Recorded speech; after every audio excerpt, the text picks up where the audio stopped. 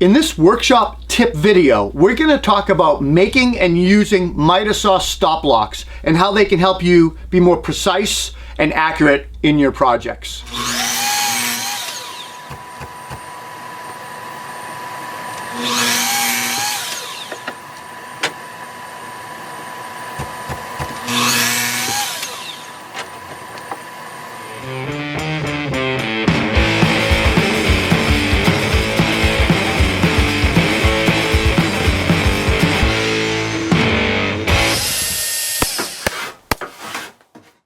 You know, for many years when I needed to make repetitive cuts on my miter saw, I used a stop block. I used a stop block basically to make accurate repetitive cuts, multiple parts over and over and over again.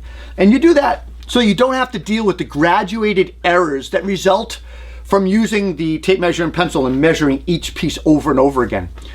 A stop block for my workshop back then meant that I'd either clamp something to the fence here, you know, a block of wood for small parts, or I'd screw a block of wood down to the miter table here, and I just have to remove the screw and move it and so on and so forth, and put a bunch of holes in my table. And I used the stop block for so long that I just didn't realize how archaic it was, right? So put a bunch of holes in my table. So what's involved with using a stop block, making and using a stop block? Well, setting up a stop block for repetitive cuts is super simple. All you do is determine, I usually put my saw down so I can butt against my tape against the blade. Determine the length of your workpiece, secure your stop block in place, and now you just line the board up against the stop block and make your repetitive cuts over and over. All of your pieces will be the same length every time. Look, it's a simple system that adds precision and functionality to your miter saw and your work. So if you look online, there are many systems and approaches available to either make or purchase stop block systems, right? So for my miter saw upgrade, I used a recessed Rockler T-track. I put it on both sides of the table, and then I just made my own stop block. The T-track is recessed into the plywood top on either side of the saw, and I did that by channeling, putting a dado on my table saw, but you could use a router too. I think it's faster to use a dado. Now, when doing this, I also decided I was just going to replace my tabletop with new plywood and some nosing, just make it look nicer. It had a bunch of holes in it. And for placement of the T-track, I just arbitrarily chose the middle of my table, my miter saw table. It was simple. And then I made this a little bit wider so it extended either way. This system allows me to easily set up one or two, I've got another one I can put on the other side, stop blocks for making left and right cuts. Now, making the stop block, I had some leftover 2x4 and 1x4 mahogany, so I just decided to make, I don't know, these like 6 inches, two 6-inch blocks. And then I used the 1x4 to make the runners on the bottom. Now, the stop block has a centered T-track in the middle of it, and that indexes into the T-track. I should call it a T-bolt. It's a T-bolt that indexes into the track. The T-bolt locks the block to the track, and the runners keep the block in line.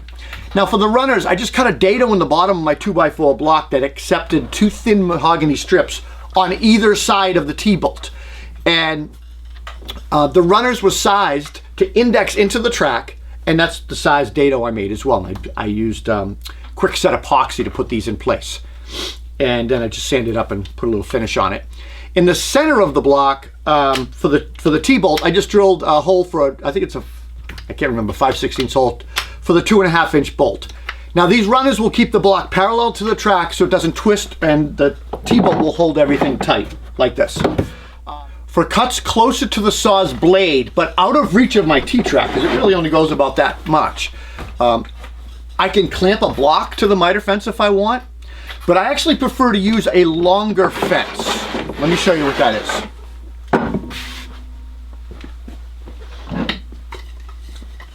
So this is my longer block, and it basically will cantilever off of the track and onto my miter saw table.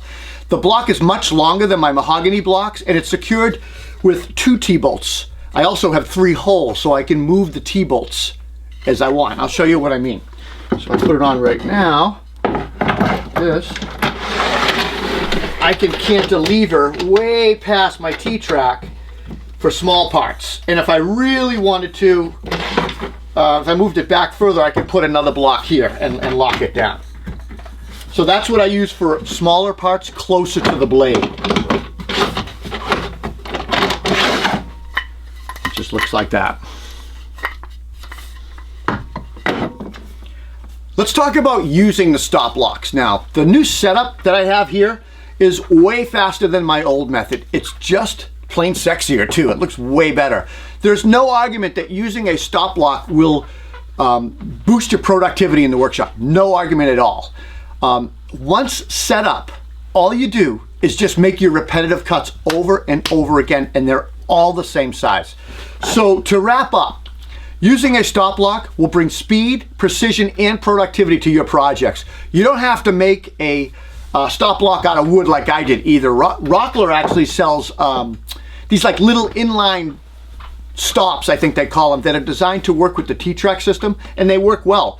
Craig makes systems. There's so many other companies that make systems. You could just buy something. Guys, if you like the video, please like it, comment, and subscribe, and please hit that notification bell.